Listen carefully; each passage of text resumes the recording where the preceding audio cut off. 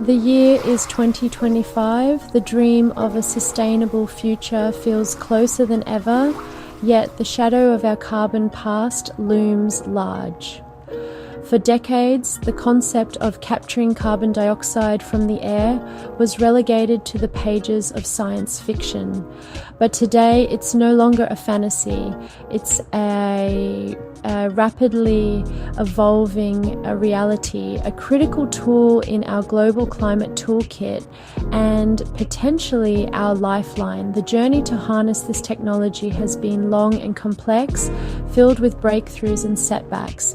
So, how did we get here and where are we going? Let's explore the incredible world of carbon capture. Welcome to Eco Innovatech, your weekly deep dive into the technologies shaping our planet's future.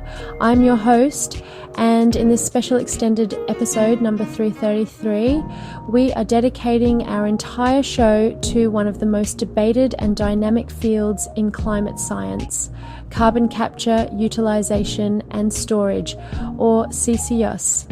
Over the next 10 minutes, we'll journey from its scientific principles to the front lines of innovation, examining the projects, policies, and people turning the tide on carbon emissions. This is a story of human ingenuity against our greatest challenge. Our journey starts now. To understand the solution, we must first grasp the scale of the problem. The International Energy Agency reports that in 2025, our global society released a staggering 37 billion metric tons of carbon dioxide into the atmosphere. It's a number so vast, it's difficult to comprehend.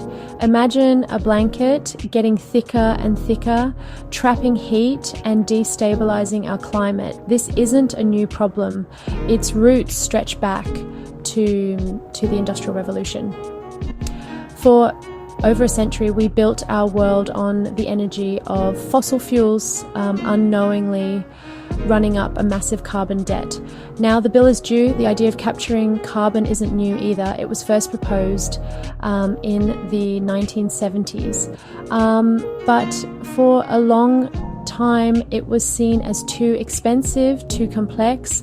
I was amazed to learn how a confluence of climate urgency, technological leaps, and policy incentives has recently catapulted it to the forefront of the climate conversation. Let's uncover the science behind carbon capture's promising future. So, what exactly is carbon capture? At its core, it's a suite of technologies designed to do one of two things. The first is called point source capture. This involves capturing CO2 right where it's being produced in high concentrations, like the smokestack of a power station, a steel mill, or a cement factory. Think of it as catching the pollution before it ever reaches the atmosphere. There are three primary methods for this. Post-combustion uses chemical solvents to scrub CO2 out of the exhaust gases after the fuel is burned. Pre-combustion separates the carbon from the fuel it's burned, producing a stream of hydrogen for energy. And oxy-combustion burns the fuel in pure oxygen instead of air, resulting in a highly concentrated stream of CO2 that's much easier to capture. The second major approach, and perhaps the most ambitious, is direct air capture, or DAC. Instead of targeting a smokestack, DAC facilities use giant fans to pull in vast quantities of ambient air and extract the CO2 that's already been emitted, the so-called legacy carbon. A pioneering example of DAC is Climeworks Orca plant in Iceland. This facility, a marvel of modern engineering, currently pulls about 4,000 tons of CO2 from the atmosphere each year. While that's a small fraction of our total emissions, it's a powerful proof of concept. Inside each collector unit, a special filter material selectively binds with CO2 molecules. Once the filter is saturated, the collector is sealed and heated to around 100 degrees Celsius. This releases the CO2 in a concentrated form. but capturing the carbon is only half the battle. What do you do with it? This brings us to the U and S in CCUS, utilization and storage. In Iceland, Climeworks partners with Carbfix. They mix the captured CO2 with water and inject it deep into the island's volcanic basalt rock. Through a natural process of mineralization, the CO2 reacts with the rock and turns into stable carbonate minerals in just a few years, permanently locking it away.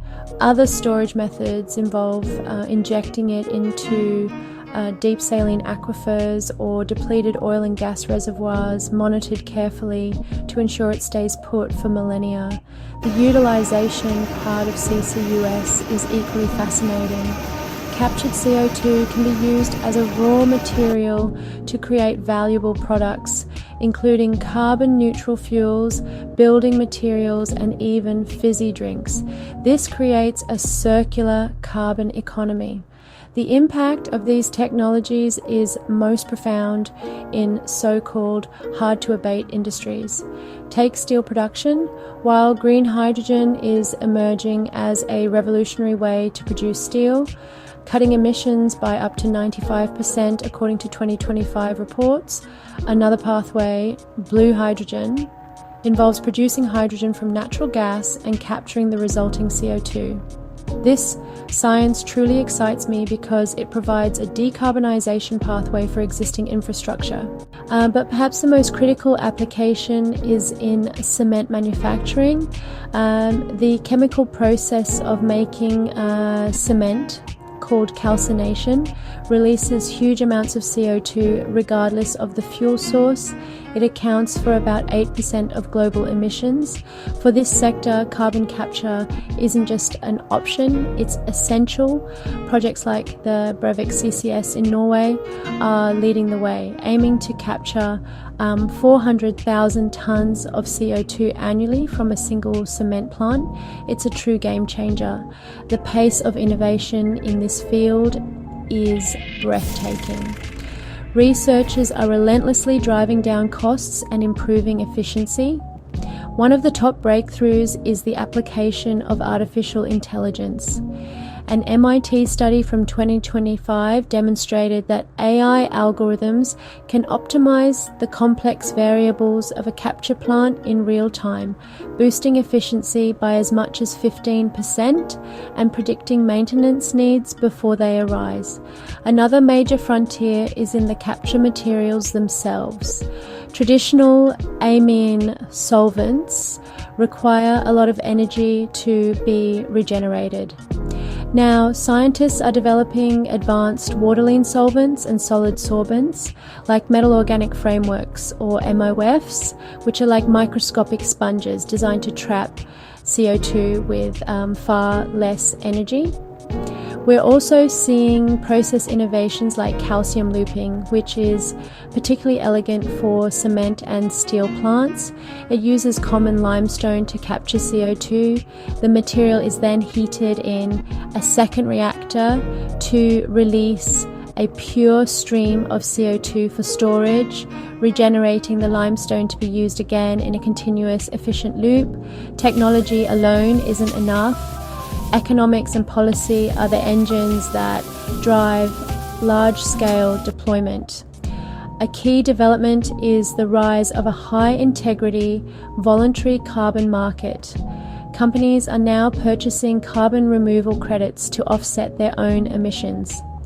Innovations like tokenizing these credits on a blockchain, as noted by S&P reports in 2025, are creating a transparent and verifiable ledger. And this ensures that when a company pays for a ton of CO2 to be removed, it's real, permanent, and not double counted. These advancements inspire me because they transform carbon removal from a cost into a potential revenue stream, unlocking massive private investment. But the biggest driver has been government policy. In the United States, the Inflation Reduction Act's 45Q tax credit provides a powerful incentive, offering up to $180 for every ton of CO2 captured via DAC and stored. In Europe, regulations like the Corporate Sustainability Reporting Directive, CSRD, are forcing companies to be transparent about their emissions, driving demand for solutions like CCUS. Despite this momentum, it's crucial to be realistic about the challenges. According to the IPCC's 2025 assessment, carbon capture could contribute to a 10% reduction in global emissions by 2030, a significant wedge in our climate efforts. However, scaling up faces major hurdles. The primary one is cost. While prices are falling, capturing a ton of CO2 can still cost anywhere from $100 to over $300, especially for direct air capture.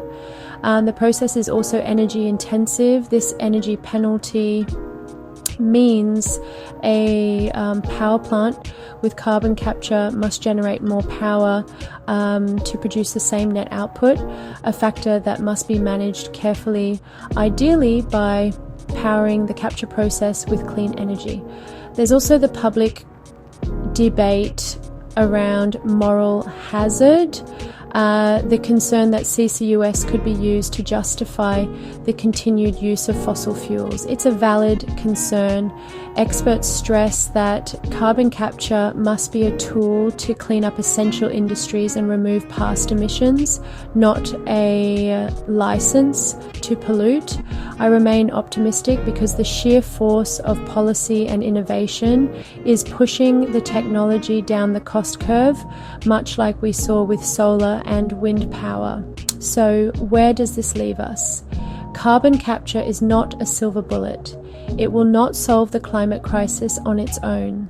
Our first and most important task remains to reduce emissions as fast as possible by deploying renewable energy, electrifying our economy, and improving energy efficiency. But for the emissions we can't eliminate, and for the vast amount of CO2 already in our atmosphere, carbon capture is emerging as an indispensable tool. It represents a story of pragmatic optimism, of acknowledging the scale of our challenge and rising to meet it with every solution we have. The journey is just beginning, but the future of carbon capture looks brighter than ever. We've explored the science, the global projects, and the immense potential of this climate tool. But what's your take on carbon capture? Is it a vital piece of the climate puzzle or a dangerous distraction? We want to hear your perspective in the comments below. If you found this deep dive insightful, please give this video a like and be sure to subscribe to Eco Innovatech for more weekly insights into the technology building a better tomorrow. Thanks for watching.